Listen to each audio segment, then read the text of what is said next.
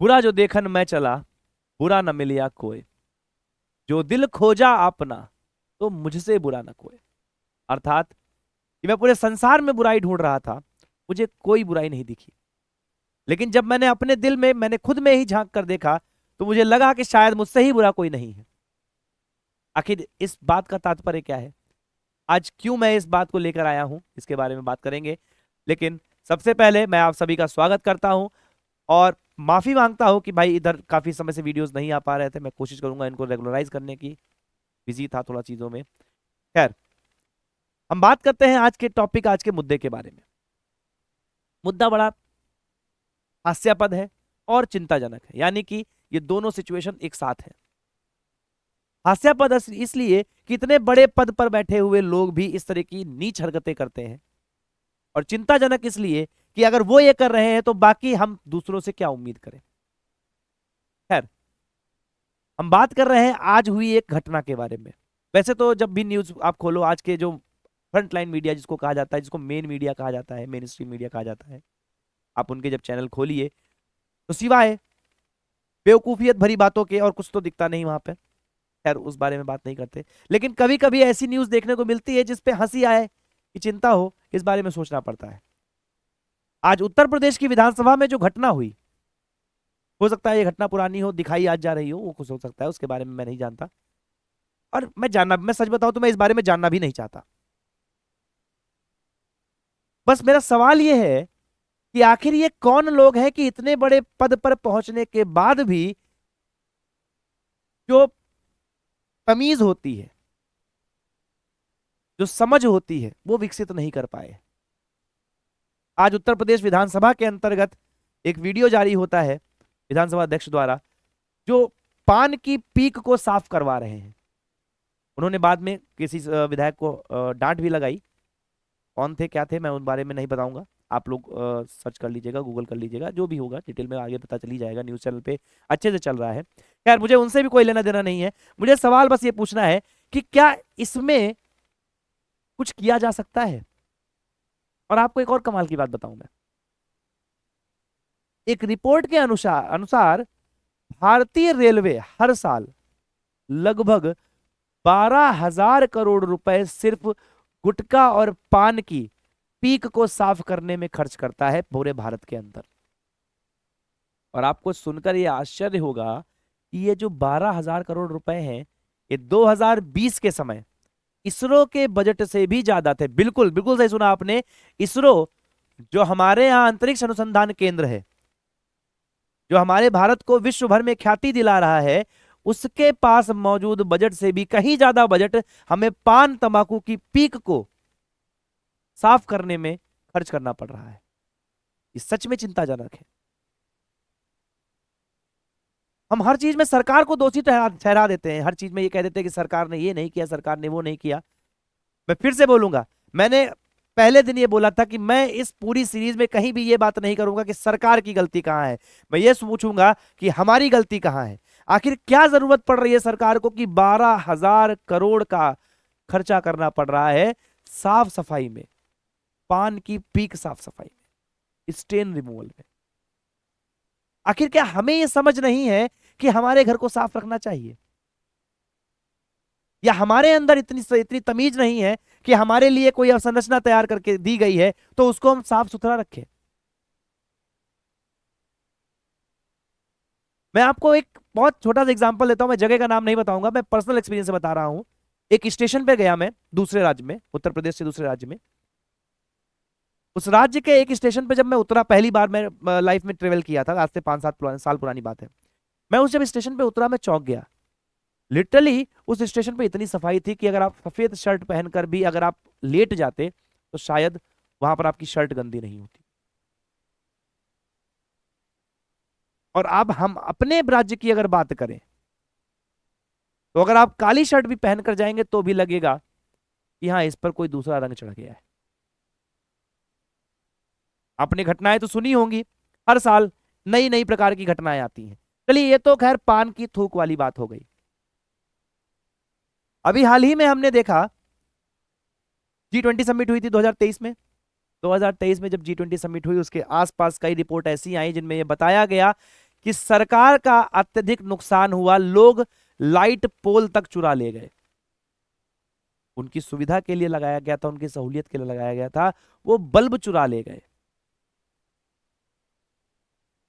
लखनऊ में investor summit हुई, लोग गमले चुरा ले गए। सरकार को बकायदा एक गाड़ी लगानी पड़ी देखने के लिए। वो वो ट्रेवल कर रही थी एस्कॉर्ट, वो जो आपकी पुलिस वैन होती है, ये देखने के लिए कि कहीं गमला न चोरी हो जाए।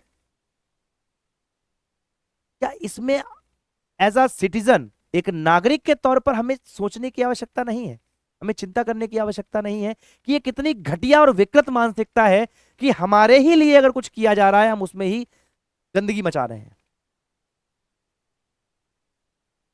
एक और एग्जांपल मैं आपको देता हूं। आपने एक वीडियो रिलीज किया हुआ देखा होगा कि एक वंदे भारत स्लीपर कोच जो एकदम नया है, जो अभी लॉन्च भी नहीं हुआ था, वो खड़ा हुआ था एक स्टेशन पर। एक व्यक्ति ने वीडियो बनाया था उसका, देखा था उसमें कि उस वंदे भारत स्लीपर कोच की ट्रेन में लोग जाकर उसमें पान की पीक थूक रहे हैं। मतलब ये किस प्रकार की मानसिकता है। और उसमें भी बड़ी कमाल की बात यह है कि लोग उसको भी डिफेंड कर रहे हैं। आपने एक और वीडियो देखा होगा जिसमें एक विदेशी महिला यात्री भारत आती है और भारत के सेकेंड एसी क्लास में ट्रेवल करती है, थर्ड एसी क्लास में शायद ट्रेवल करती है, नॉट श्योर, बट वो बाथरूम के अंदर जाती है और वहां का वीडियो बना के इंटरनेट पे डालती है। वो सिर्फ इतना बोलती है कि भारतीय ट्रेनों में बाथरूम वॉशरूम साफ नहीं है। अब बजाय इसके कि इस गलती को हम माने, हमने क्या किया, हमने उस पर ही सवाल उठा दिए कि क्या तुम्हारे पास इतना पैसा नहीं है कि तुम वंदे भारत में जा पाओ। क्या इस बात का कोई मतलब है? ये दिखाता है कि आप कितनी घटिया सोच के लोग हैं कि अपनी अपनी गलती को छुपाने के लिए अपनी गलती ही दूसरे पे डाल दो। यार वो टूरिस्ट है, अगर वो बस में भी जा रहा है तो उसे सफाई मिलनी चाहिए। वो कहीं भी जा रहा है, जरूरी नहीं है कि अगर कोई टूरिस्ट हमारे देश में आया है तो हमारी फर्स्ट क्लास एसी में ही ट्रेवल करे। क्यों? उसका मन है, अगर वो एक लोकल बस में ट्रेवल करना चाहता है तो वहां रखे। बहुत लोगों ने उसमें ये भी कुतर्क दिए कि इस देश में तो इतनी गंदगी, उस देश में। अरे यार, किसी के पास क्या है, किसी के कहा क्या है, उससे क्या मतलब है? तुम अपने घर को देखोगे कि दूसरे को देखोगे? और इस चीज के बारे में हमें ही सोचना पड़ेगा भाई साहब। एक और एग्जांपल, उदाहरण देता हूं आपको। महाकुंभ की बात करता हूं। महाकुंभ में सरकारों को बोला गया, सरकार को बोला गया, सरकार ने व्यवस्थाएं नहीं की। मैं आपको बताता हूं व्यवस्थाएं क्या थी। सरकार ने बहुत पर्याप्त मात्रा में बाथरूमों की संख्या वहां पर दी थी, बनाकर रखे थे। मैं खुद गया हूं, मैं खुद बता सकता हूं, ये कोई सुनी हुई बात नहीं है। पर्याप्त मात्रा का मतलब पर्याप्त मात्रा। सरकार ने उसकी सफाई के लिए लोग भी रखे हैं। लेकिन क्या हमारी इतनी जिम्मेदारी नहीं है कि अगर हम उस बाथरूम का प्रयोग कर रहे हैं, उस शौचालय का प्रयोग कर रहे हैं, तो उसमें उसका प्रयोग करने के बाद उसमें पानी डाल दें? क्या क्या हमारे अंदर इतनी भी तमीज नहीं है कि उसके लिए अलग से आदमी नहीं लाने की जरूरत पड़े? लेकिन हम नवाब हैं, हम क्या हैं, हम भारतीय हैं। ठीक है, अरे भारत इतनी संकीर्ण सोच का ना कभी था ना कभी रहेगा। भारत एक विचारधारा है। भारतीय बनने के लिए पहले अपने अंदर सुधार लाइए, फिर अपने आप को बोलिए हम भारतीय हैं। आपको शर्म आनी चाहिए, हमें शर्म आनी चाहिए इन सब कृत्यों पर, कि आखिर ये जो हरकतें कर रहे हैं लोग, ये किस मानसिकता के लोग हैं, क्यों कर रहे हैं, इसके पीछे उनका मंशा क्या है। मैंने कई लोगों को अपनी आंखों से देखा। सरकार ने बाथरूम बना रखे हैं, स्वच्छ बाथरूम बना रखे हैं, लेकिन उनको क्या है, उनको नदी के किनारे ही गंदगी मचानी है। सरकार ने नदी साफ करने के लिए मशीन लगा रखी है, कुंभ में नहा रहे हैं लोग, उसी में वो चिप्स के पैकेट डाल रहे हैं, उसी में वो कोल्ड ड्रिंक की बोतल फेंक रहे हैं। क्या हर चीज के लिए पुलिस की आवश्यकता है? और इस पे भी वो कुतर्क करते हैं कि जब हम ये कर रहे थे तो पुलिस कहाँ थी। अरे हर जगह पुलिस होती है। ये तो वही वाली बात हो गई कि घर में हम गंदगी मचा रहे थे, पापा आए, पूछा कि गंदगी क्यों मचा रहे हो, तो हम जवाब दे रहे हैं, पापा जब हम कर रहे थे तब कहाँ थे। खैर, पापा को ऐसा बोलोगे तो पापा बहुत मारेंगे, वो अलग बात है। लेकिन ये सोचने और चिंता करने वाली बात है कि हम किस प्रकार से जीवन जीना चाह रहे हैं। क्या ये गंध मचा के हम विकसित बनना चाहते हैं?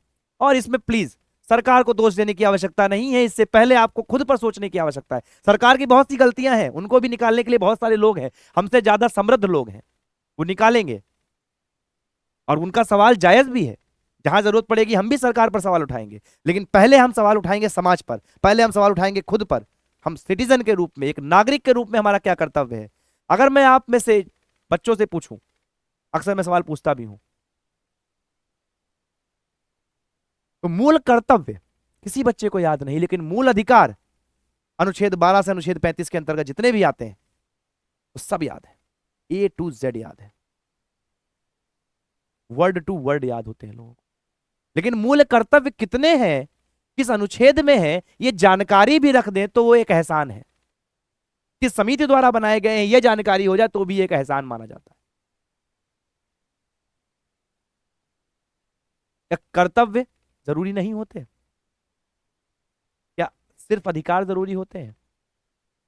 और इस बारे में बहुत बेहतर ढंग से, बहुत डीप सोचने की जरूरत है, बहुत गहराई से चिंतन करने की आवश्यकता है इसके अंतर्गत कि आखिर हम किस समाज की ओर जाने की कोशिश कर रहे हैं।